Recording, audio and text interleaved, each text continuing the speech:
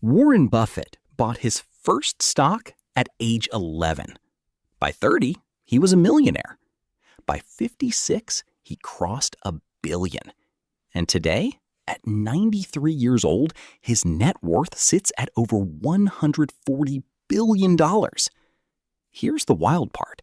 He didn't earn most of that money in his prime working years. He earned it slowly, quietly, while sleeping, while eating, while watching his favorite football games. The rule of 72 is brutally simple. You take the number 72, divide it by your annual interest rate, and the answer tells you exactly how many years it takes for your money to double. That's it. No calculator, no spreadsheet, no financial advisor.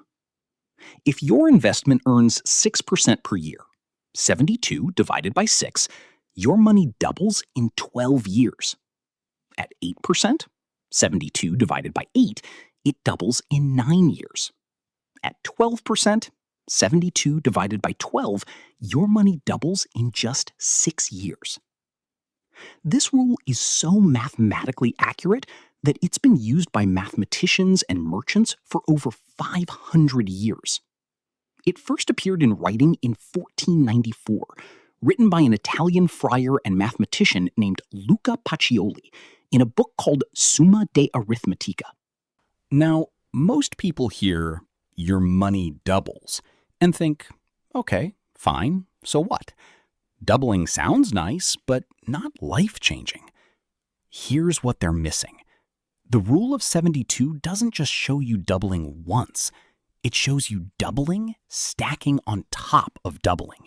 You invest $10,000 today at 9% annual returns. 72 divided by 9 equals 8 years to double. Year 0, $10,000. Year 8, $20,000. Year 16, $40,000. Year 24, $80,000. Year 32, $160,000.